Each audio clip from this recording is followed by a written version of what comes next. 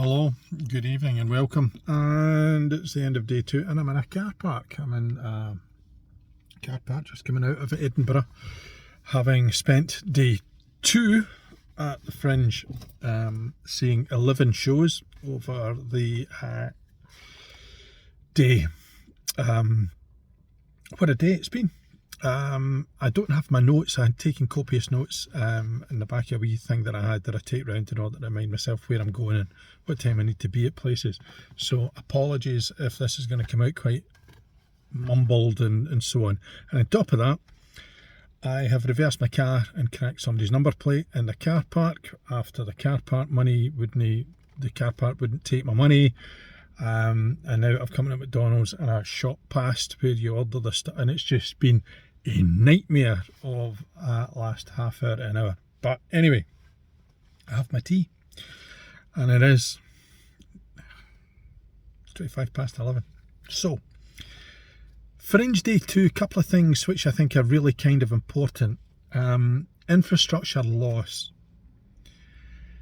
I think that what has happened is that when the Fringe closed for 2020 and it kind of came back in a little bit 2021, which was much smaller, and now it's returned in such a bang that we have two things that are gripes for me. One, front of house training.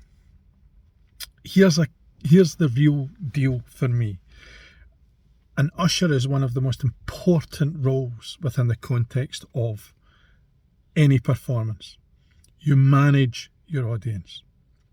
That means that when you are ushering them in, that you're managing where they sit, and if they have something that says, I need to leave early, quickly, or whatever, then you know the industry people and you are happy for them to sit where they need to sit in order to be less likely to put people off, and also not take up seats that people have paid for, in my opinion, so that they get better views than people like me who should be able to work things out from a distance. Secondly, when the show is finished, please make sure that you are at the exit 5 to 10 minutes beforehand. Don't use the guide in your guide as, it's finishing at 1:45, or I'll be there at 1:45, maybe a couple of minutes after. Because as soon as runs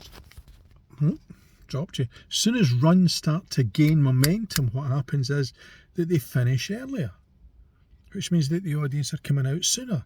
And the number of times that I've sat there waiting and then realising that we need to get ourselves out over the course of today has not been countless, but it's been noticeable. Here's the other gripe. In order for ushers to have the ability to do that efficiently, what's the e-ticket system all about? Now, there are a number of occasions when I can understand e-ticketing rather than physical tickets, because it's more environmentally friendly. There's less wood, less trees, all that stuff, less paper. Got it. But the physical taking of a ticket and the physical holding on of a ticket is not only proof of purchase, it's proof of being there. And I know that it's probably a faff taking them all when there's a huge number of people who've turned up, and then counting them up to make sure that how many is in the audience and all the rest of it, and doing it by whatever is great. But if you're going to do it by e-ticket, go and do them a favour. Buy them something that's a lot better than click, click, click, click, click, click, click. Hold on a minute, I'll just be there, click, click, click. Oh no, wait a minute. No, it's not recognised. Countless times today. Now, it's okay when you are in a small number of up to about 20 or 30. They've got plenty of time to go around and get the people who are there at the beginning and then sort out the people thereafter who are late or whatever. It's all good. But today at the Pleasance, a show started 10 minutes late. It had a huge audience. Deserved a big audience. But it was so confusing. And I didn't have my ticket taken until just before I entered, even though I'd stood in the queue for a good 10 minutes. It needs those two things. You need to resolve the efficiency of the material and the equipment that's been given to people who are doing such an important job. And on top of that, we may have lost an army of ushers who would come back the following year, who would have experience of the year before, that will allow them to then build a knowledge base within a group or a crew who are then doing the job. There just seems to be too many people who have never done it before. And yeah, I'm getting old, and yeah, they all look about 12, and you know, that's just life. But hey, they do an important job. They deserve to have the tools. Spoke this morning about William Burdett Coutts and losing faith in the Edinburgh Festival Fringe. I picked up a Festival Fringe programme today for the first time in the 10th venue I visited. I haven't seen them anywhere else. I'm quite sure there's many of them that are printed and they will sit in boxes somewhere, possibly in Fringe Central. But 10 venues, and I eventually found one. It's not great. Yeah, the numbers are there, it's absolutely hoaching, there's plenty of people round about, there's lots and lots of punters out there who could go and see shows. I get that. But what happened to the new Fringe? Doing things differently and doing things better. This just feels like 2018, 2019, 2017. Except we're less efficient. There are things that are supposed to be different, but they're not really.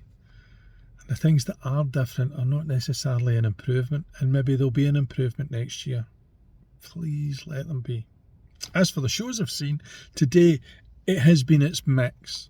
There's one that I have to go and think about very, very carefully due to the subject matter, which I struggled a little with. And then I realised what its source material was, and everybody has struggled with that, so I can understand why I had a bit of a struggle with it. I saw something this morning that I thought was absolutely outstanding, so I'm going to mention it. Eulogy for Roman Space North Bridge.